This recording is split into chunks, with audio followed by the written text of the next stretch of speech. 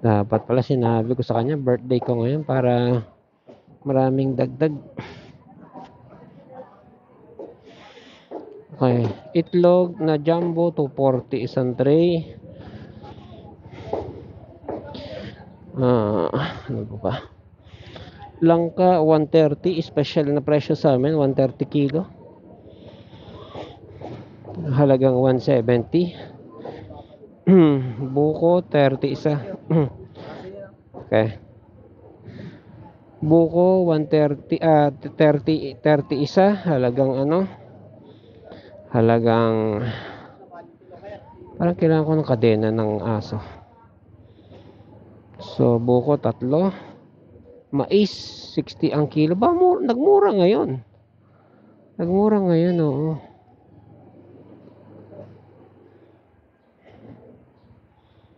Pero yung mangga na bilhin namin dito isang araw maasim. Pakaasim. Kinalburo. Nagoyo si teacher sa mangga. Hindi makabili ron eh. Mapaparada. Natin may okay dun kay Tomboy.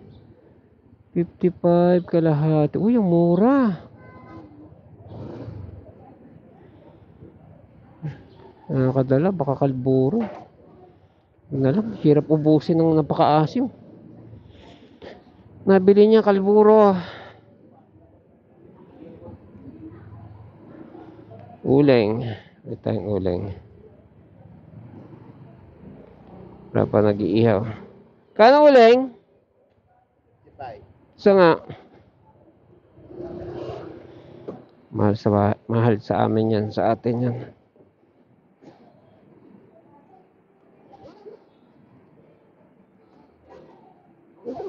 Pambalot lang?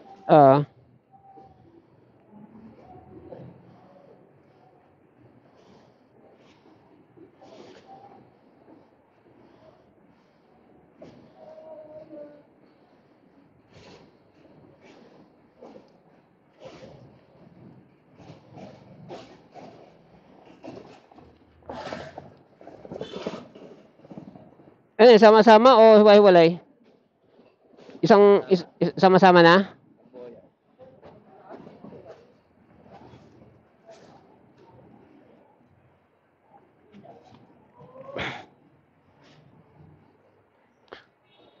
Ito lang. Yung balot-balot? Balot-balot. Mas maganda. Baka hindi matansya eh. Yan. Para matatansya.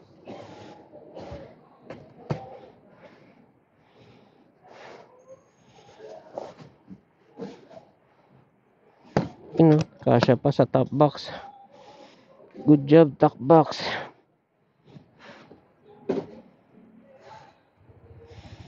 Okay, dagdag natin sa gastos.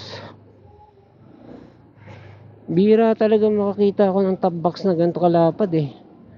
Ilang to? 60 liters? 60? Hindi ko alam. Basta kasya yung full face helmet tsaka helmet na kahit full face basta maliit. Sing helmet namin malaki. Or half face. Isang full face, isang half face kasya. Doon sa C6 namin to binili. Ito na yung bukod tanging nag-iisa na na meron mabibili. Doon sa nag-iisang tindahan at nag-iisa lang tinda niyan ganito. Sa buong C6 na binaybay namin na binili namin tong Honda. Pauwi na kami, gabi na. Nagturo si teacher, sabi niya, "Uy, tabak ang dami." Gwanan siya. Sabi, saan?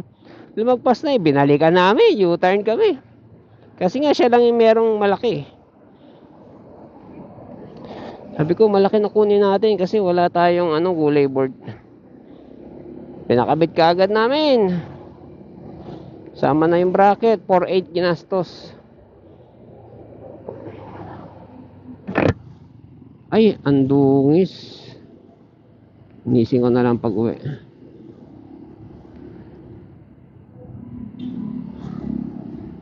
Nungis ng aking wind visor.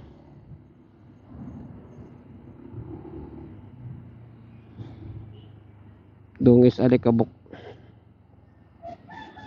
Nakukuha natin to sa hugas.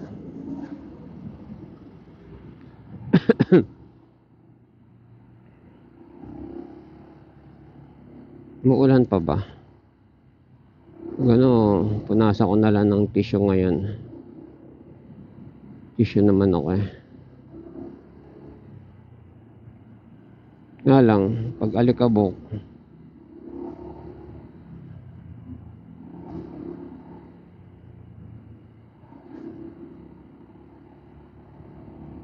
no, sacrifice na natin yung planela ko. Ang dami ng planela sa bahay.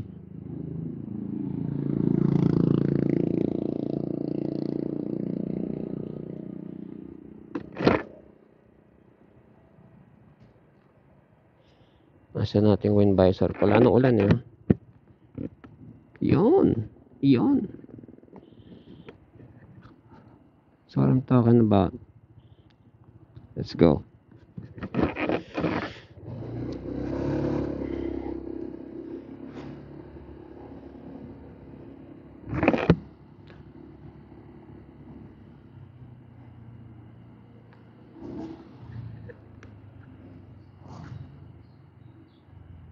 Kasakit sa mata ay. Nauso pa yung orayon na yan. 3 bars. Wow, kano na to. Tuesday pa lang.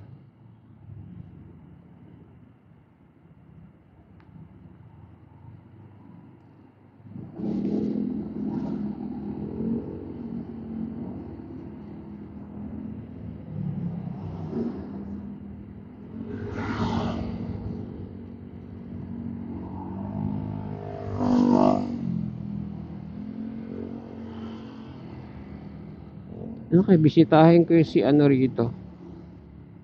Mahirap makita gabi. Mamaya pagsundo ko kay teacher.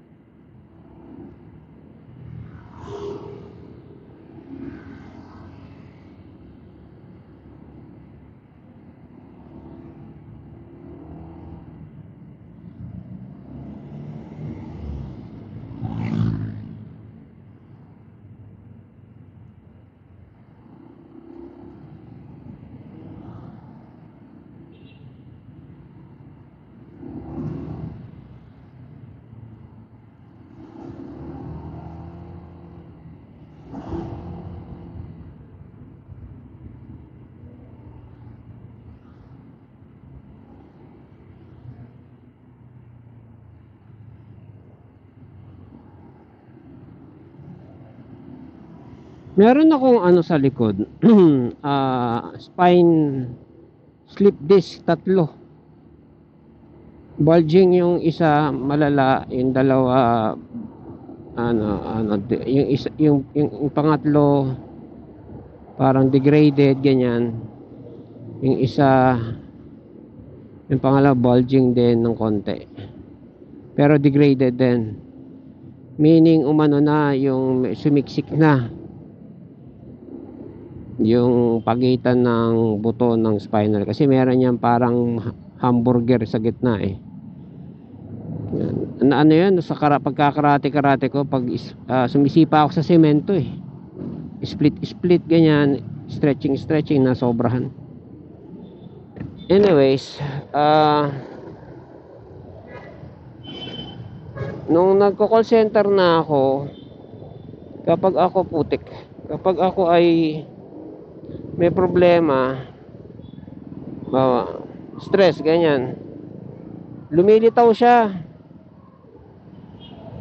One time, nag-sit up ako mali yung positioning ko sa sit up, lumala. Kasi dapat may positioning ka sa sit up na hindi siya ma-pressure, may stress. Pa-doktor ako lahat, puros numbing the pain lang.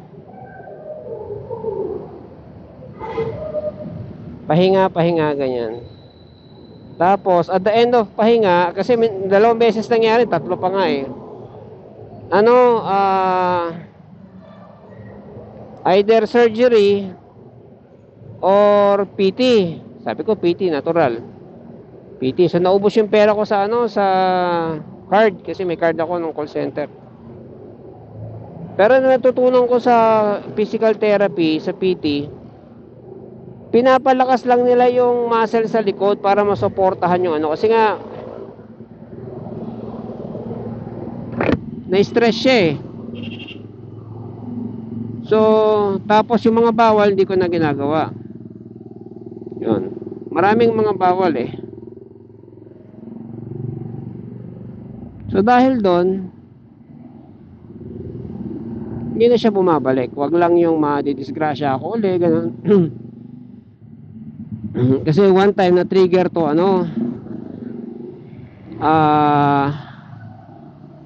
may knapsack ako, sumakay ako ng jeep. Knapsack ko, pinaghubaran ko ng ano sa gym, nag-workout ako eh. Basa. Tapos mga dilata, malaking knapsack ko eh. Tapos kasi nag-grocery ako, dilata, suka, mabibigat, bigat talaga, ninapsak ko. Tapos may nakakarton pa ako, mga grocery nga. Tapos kabilang ano, bayong. So kaliwang kamay, sa likod knapsack, grocery, dilata, ganyan. Kaliwang kamay, karton. Basta mabigat yung dala ko. Kanang kamay, mga gulay, karne, mabigat. Ngayon, nung bababa na ako sa amin, alam mo yung sa jeep, pag sasakay ka, mag-uurungan yung tao para sa dulo ka mapapaupo. Ganun nangyari sa akin. Mahaba yung antipolo na jeep eh. Bababa na ako sa amin, may halos katabi ako na maedad na, ang bagal. Inip na inip yung driver maglakad. Siyempre, nakayuko. Yung time na yun parang dapat kasi talaga yung mga maedad na doon yung sa dulo pinauupo. PWD, ganyan, nasa bungad ba. Di ang bagal. Yung driver parang, kasi paahon yun sa amin eh. Parang atras-abante niya. Yung hinahangin niya yung clutch niya, ganyan. Siyempre kasunod ko yung matanda. Pagbaba nung matanda, inabante niya, inexpect niya, nasa istribo pa ako eh. Wala pa ako sa istribo, pahakbang pa lang sa istribo. Inassume niya na kaya kong tumalon. Siyempre, hindi ko kasi tanda yung matanda na ugod-ugod na. Eh di tumalon ako. Kasi tsaka nakaano na ako, nakatuwad na ako eh. Wala na akong chance humawak dahil dalawang kamay ko occupied. Ganon. Tapos yung knapsack ko sumasayad sa bubong, nag-i-squat ako ganyan.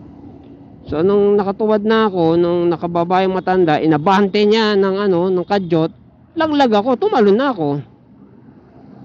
Pagtalon ko, nang nakayuko, naka-squat ako na nakayuko, doon lumagotok yung spinal ko, yung dati kong pilay bumalik.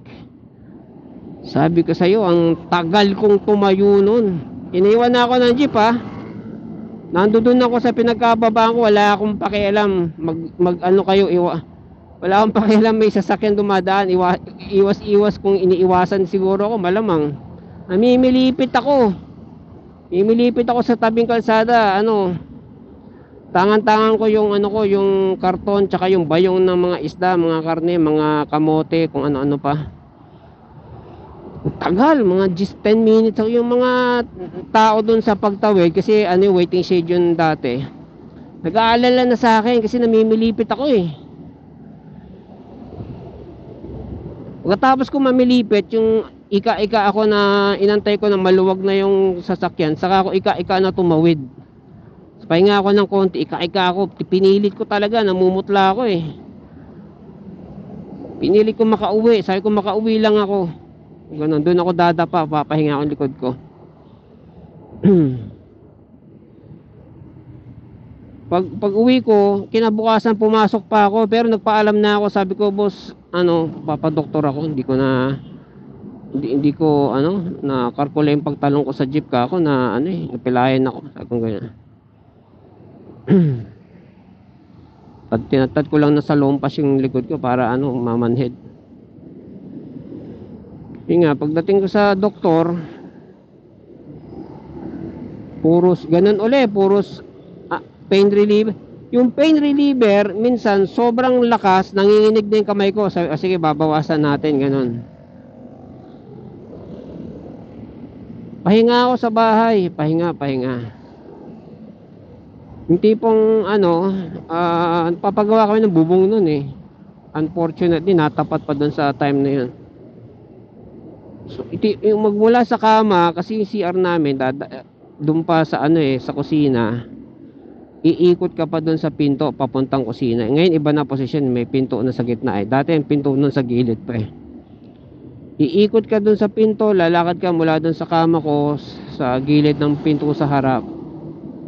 Mga ilang metro din yun. Sabi sa'yo, mula kama ko, tatayo ako. Ang tayo ko, hindi pa tayo. Ang tayo ko patagilid. Pahulog ko. Hulog ko muna sarili ko sa kama. Tapos hahanap ako ng para akong lumpo. Madaling salita. Pero yung lumpo, wala lang pakiramdam. Pero ako namimilipit ako. Abutin ako ng 20 to 30 minutes papuntang CR. Papunta pa lang, tapos babalik na naman. Isipin mo yun, kada naiihi ka ganun, tapos masakit kada kilos. Ganun. Ilang, ano, hindi lang dalawang linggo yan. Alam ko, inabot ng buwan yung pahinga ko nun eh. Wala na akong sweldo. Sabi ko, wala na akong sweldo. Sabi ko, boss, ipapasok ko na to. Wala eh. Wala namang solusyon eh. Ganun. Nga, mabuti na lang merong physical therapy. Sa physical therapy, sir, ipihit nyo dito, o kaya ba, o i-stretch nyo dito, o kaya ba, o taas mo to, o kaya ba, pagbalik ko may konting barbell na magaan, o sir, iangat mo yan, kaya ba, ganyan.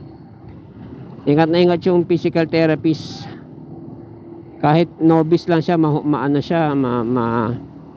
tag nito, mas-sensitive sa pasyente.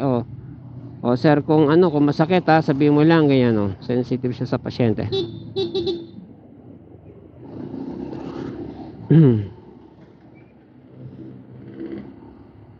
Sasaksak siya, hindi pa namanggo. Klase rin. Anyways,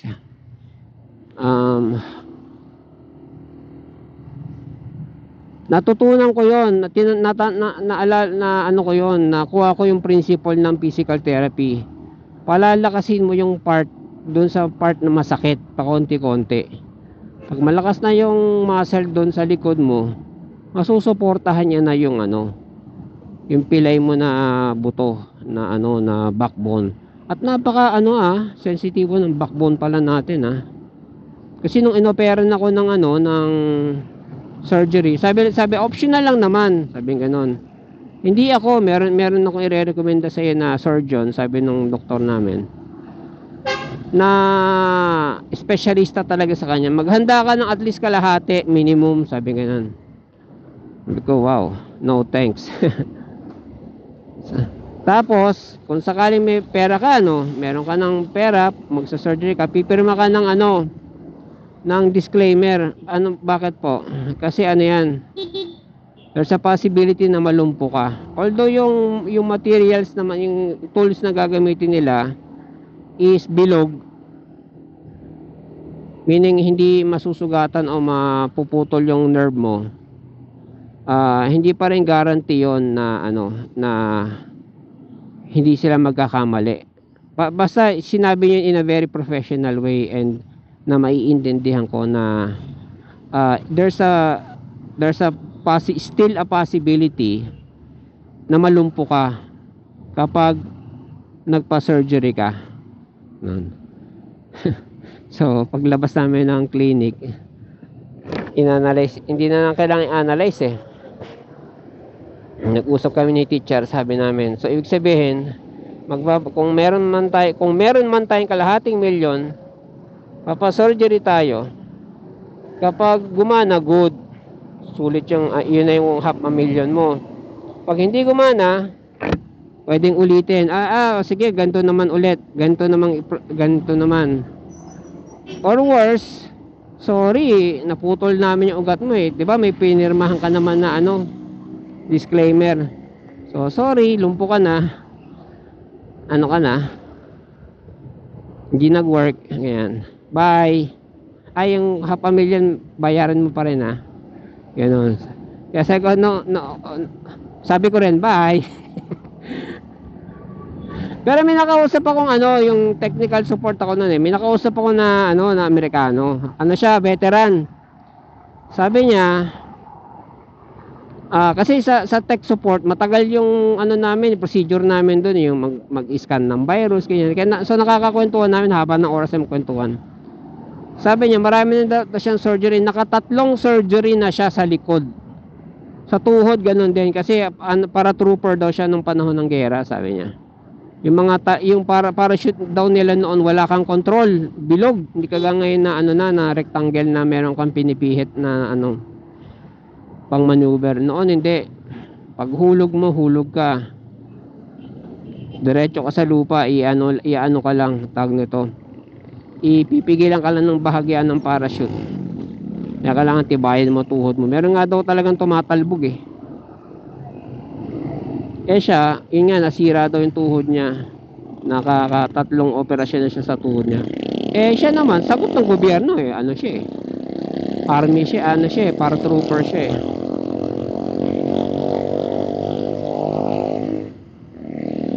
Parang after 2 years daw, sumasakit ulit, surgery ulit, ganun. Parang ang weak niya na nga daw ngayon, ikaka-surgery.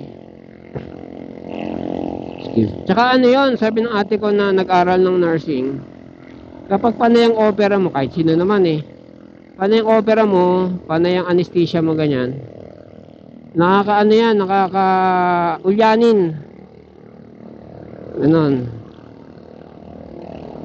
Kaya kung meron kang kilala na nanay na nanganganak palagi ng ng cesarean, diba, anesthesia ginagamit doon. May limit yun, parang 2 lang, ganyan, hanggang 2 lang, hindi ka pwede mag-3. Kasi yun at yun, bubuksan sa'yo eh. Anyways, ba't ba ang bagal ko? Nasabayan ko ng tricycle eh.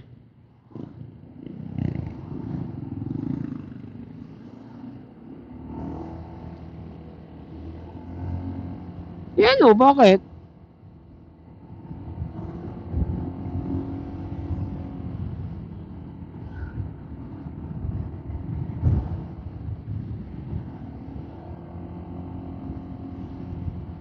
So yun, so alam ko na kung anong ngayong alam ko na ano yung natitrigger dito. Ultimo yung pagwe-weights ko,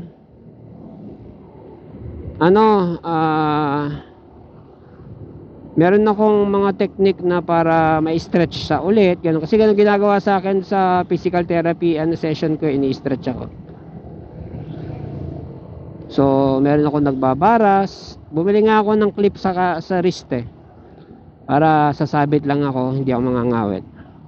Yan, baras nakabaras. Kaya ngayon alam ko na ang gagawin, naiwasan ko na ulit sumakit. Wag lang talaga maaksidente ulit. Nangyari sa akin sa jeep. So napakadali niyang bumalik.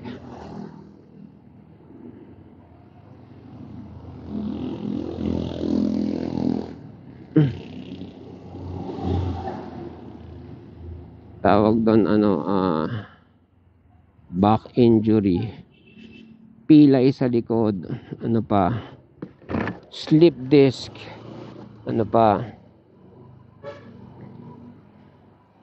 nabalian sa likod niya.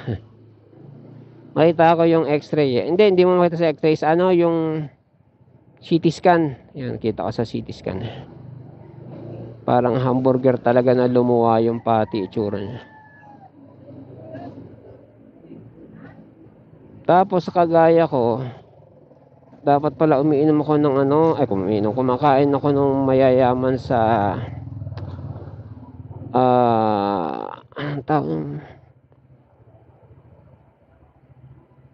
basta maganda si skin yun eh, yung vitamins na yun eh. na nakukuha siya sa mga pinakuloang buto ng baka, baboy, ganun. Collagen yun. Kasi yung collagen na yun, nagbibigay daw yun ng magandang oil, kumbaga sa makina, sa mga buto. Oil ba tawag doon? Lubricant, yon. Nalulubricate ng mabuti yung yung spine, yan. Siguro nakakatulong din yun. Hindi, dahil kumakain ako ng ganun, nakakadagdag tulong din yun. Yan, diba? Ayaw naman tumalab.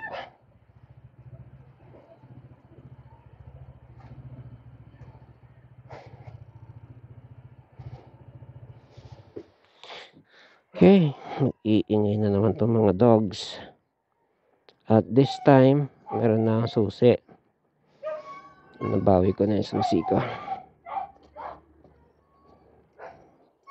Uy, thank you, may nagwalis ng tae.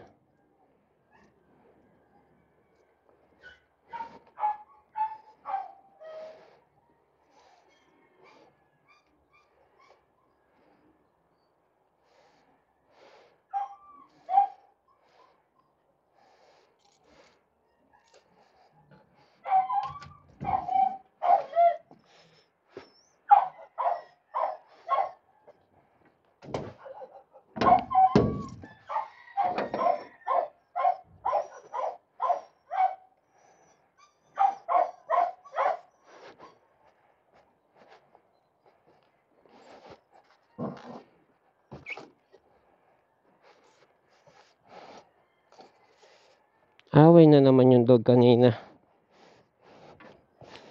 Mga dog na yan, dinidisiplina ko yan, wag maingay.